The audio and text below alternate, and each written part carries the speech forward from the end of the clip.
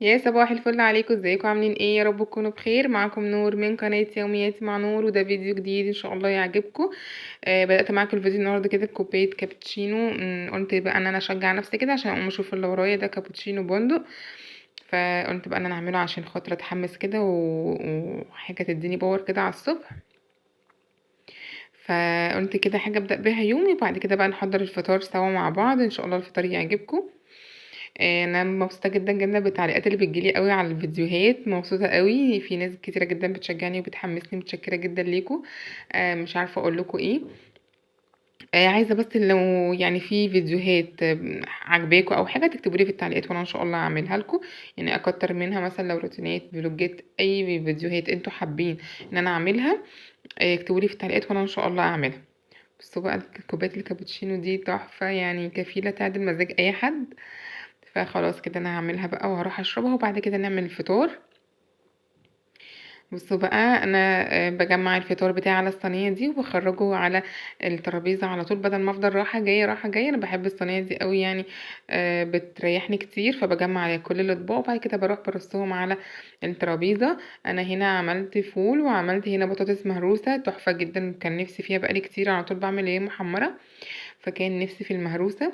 وعملت هنا طبق الطعميه التحفه ده، وكمان طبق هنا الخضار وحبة البصل بصوا بقى بالليمون وبالخل.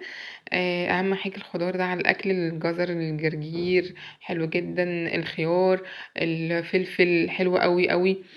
وكمان هنا طبق بقى البتنجان المخلل دوت، وطبق كمان المسقعة. عايزه اقول لكم ان فطار تحفه. كان لازم اعمل الفطار ده عشان خاطر نقوم بقى نشوف اللي ورانا معركه. فعشان كده كان لازم نفطر فطار حلو زي ده عشان نقدر نسد في اللي ورانا. فيا رب ان شاء الله يكون الفطار عجبكم. تعالوا بقى نشوف هنعمل ايه مع بعض دلوقتي.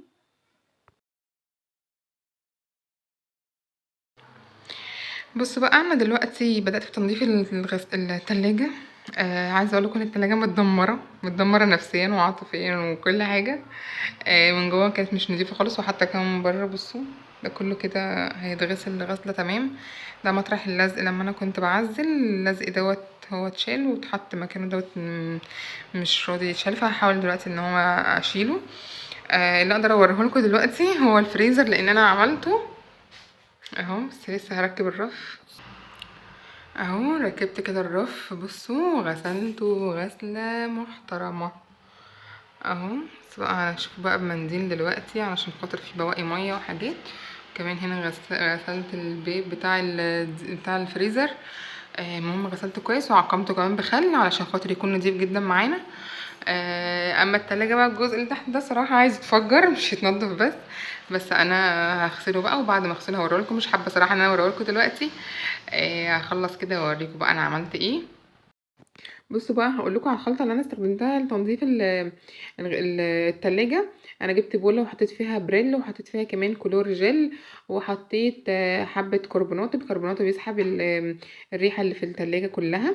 وبدات ان انا اغسل بالسبونشه، ونشفت بفوطه او مناديل على حسب اللي انتوا عايزينه، فوطه كده ناشفه، ولمعتها كلها. بصوا خليتها تحفه تحفه جدا. التلاجة بقت من جوه حلوه قوي ونظيفه ازاي. طبعا شلت الرفوف دي كلها وغسلتها بره في الحوض اهو. كمان الفريزر زي ما انتوا شايفين. انا كنت جايبه اللي هو المشمع اللي بيتحط على الرفوف دوت. هنشوفه دلوقتي مع بعض. حتى كمان الرفوف بتاعت باب التلاجة شلتها وغسلتها، وغسلت الباب بميه سخنه عشان خاطر السكوتش يقفل كويس بتاع ال الباب بتاع التلاجة يرجع يقفل تاني كويس. تعالوا بقى نشوف جبت ايه للتلاجة اهو. بصوا حلو قوي، عليه فلامينجو كده، عجبني جدا. فجبته للرفوف لان يعني بيسهل عليا كمان تنظيف، لو حاجه وقعت عليه او حاجه بشيله وبجيب غيره عادي. بيسهل عليا كتير تنظيف التلاجة. وبيحمي الرفوف من اي تجرحات او حاجه، لو يعني حله جرحت الرف او حاجه، ده هو بيحميه حلو جدا. المهم دلوقتي كده انا خلاص خلصت التلاجة والفريزر كمان. التلاجة كلها بقت نظيفه صراحه، انا كنت مرتاحه نفسيا جدا جدا لما خلصتها. انا ما عجبنيش شكل التلاجة كده ساده زي ما انتوا شايفين، فقلت طبعا ان انا لازم ان انا اجيب حاجه الزقها عليها علشان خاطر تدي شكل حلو. فهوريكم دلوقتي انا جبت ايه. بصوا بقى، انا جبت الاشكال الجميله قوي دي. ده ستيكر كده 3D، هيبان اكتر لما الزقه على التلاجة اهو. بصوا يعني خارج بره شويه، رسمتين على بعض لازقين في بعض كده، شكلها حلو قوي. كل فرخ فيه 4 رسومات. صراحه انا ما لقيتش غير الشكل دوت وشكل قلوب، فانا ما كنتش حابه اجيب له قلوب، كان حاسه شكلها مش حلو. فده الشكل الاشكال اللي انا لقيتها وعجبتني شويه. فهو الفرخ من دوت كان ب10 جنيه، جبت دول ب20 جنيه. فتعالوا دلوقتي بقى نلزقها على التلاجة.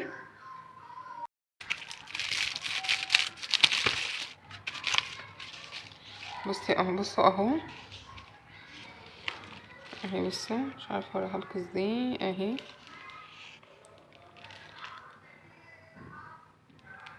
شكلها حلو اوي، هي فيها 4. التانية برضو بصوا.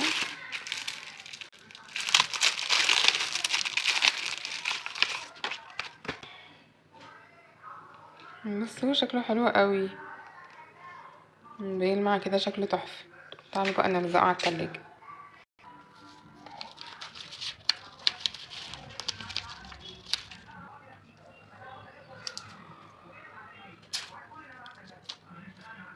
بصوا شكلها حلو قوي ازاي. بصوا هي بارزه شويه، انا مش عارفه اوريها لكم ازاي. هي رسمه يعني بارزه اهو. بصوا شكلها حلو قوي. هحط باقي الرسومات.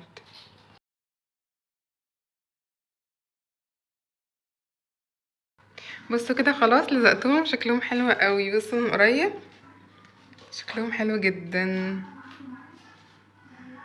اهو.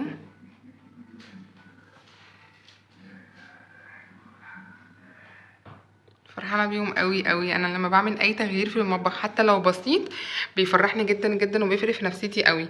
فطبعا حطيت جوه الفريزر الفرش.